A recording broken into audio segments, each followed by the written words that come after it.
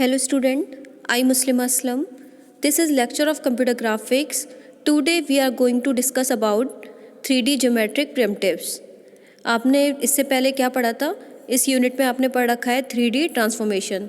3D transformation में हमने क्या देखा था? ट्रांसलेशन, रोटेशन और scaling.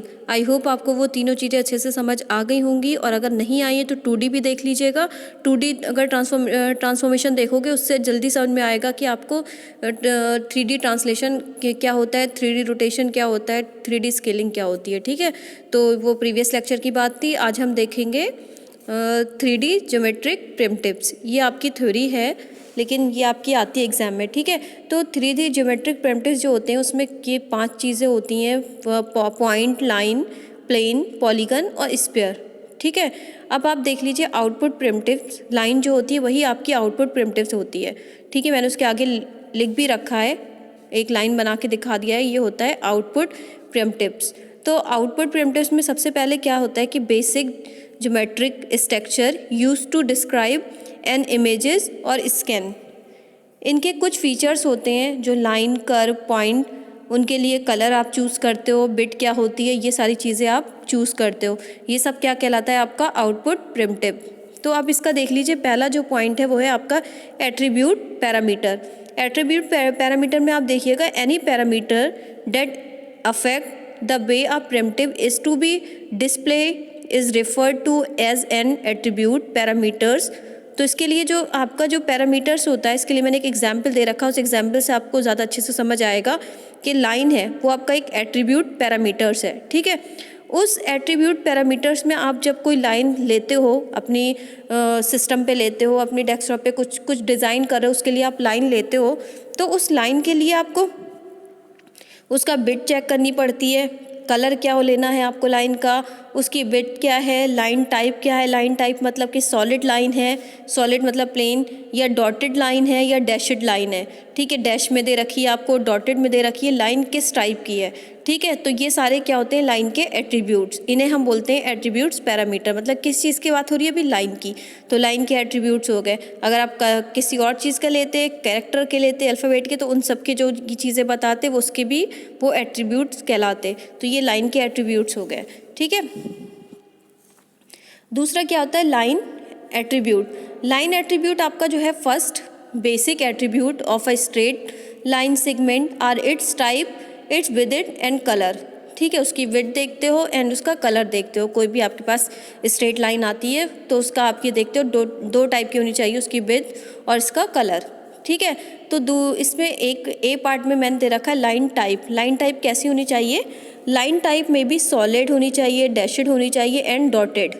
To set line type in PHIGS package we will invoke the function. तो इसके लिए आप जो फंक्शन लिखते हो, HTML में आपने डिज़ाइनिंग कर रखी है, तो HTML में जो डिज़ाइनिंग करते हो उनके जो कलर होते हैं, उनके कोड कैसे लेके आते हो, वो चीज़ आपको यहाँ पे सेट करनी है।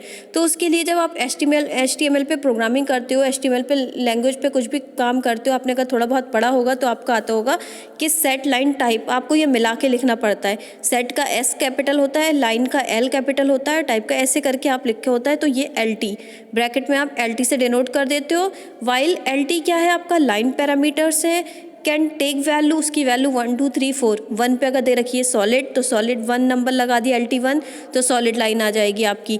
2 नंबर लगा दिया तो डैशड लाइन आ जाएगी। 3 लिख दिया तो डॉटेड लाइन आ जाएगी। 4 लिख दोगे तो डैश प्लस डॉटेड दोनों मिलके आ जाएंगे, डैश डॉटेड।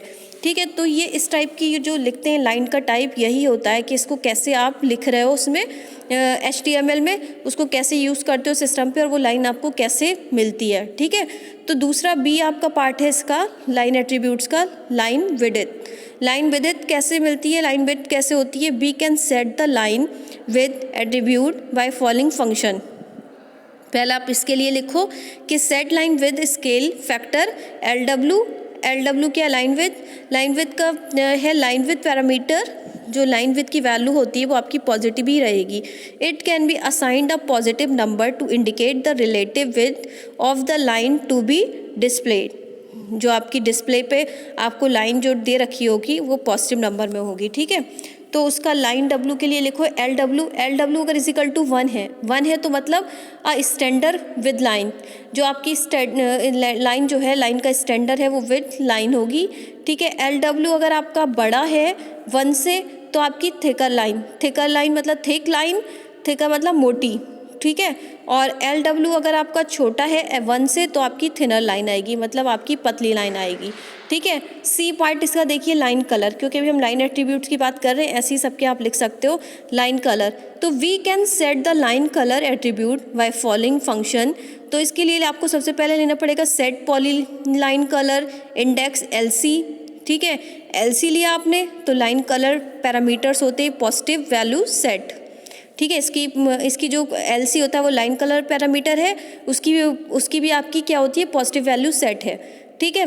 अब आपका लास्ट हो गया D आएगा, आपका जो है D वो होगा fill style.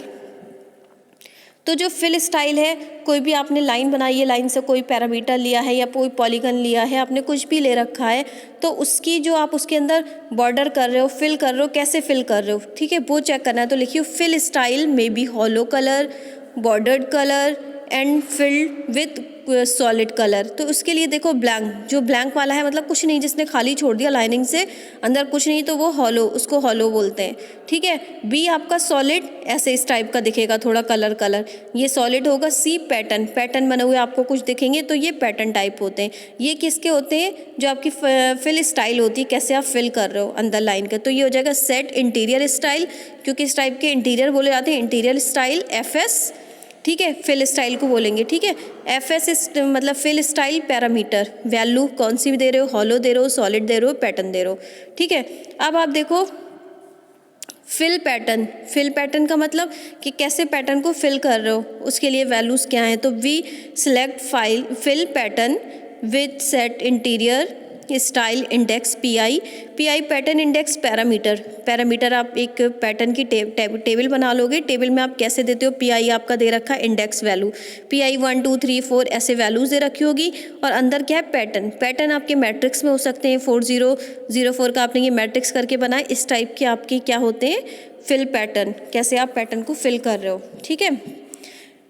Area fill attribute, अब एरिया फिल एट्रीब्यूट देखोगे, इसके लिए क्या है, option for filling region include a choice between a solid colour ले रहे हो और अ पैटर्न फिल, ये तक कौन सा कलर आप ले रहे हो। जो एरिया फिल कर रहे हो उसके लिए सॉलिड कलर ले रहे हो या पैटर्न फिल कलर ले रहे हो, वो आप देख सकते हो इससे, ठीक है।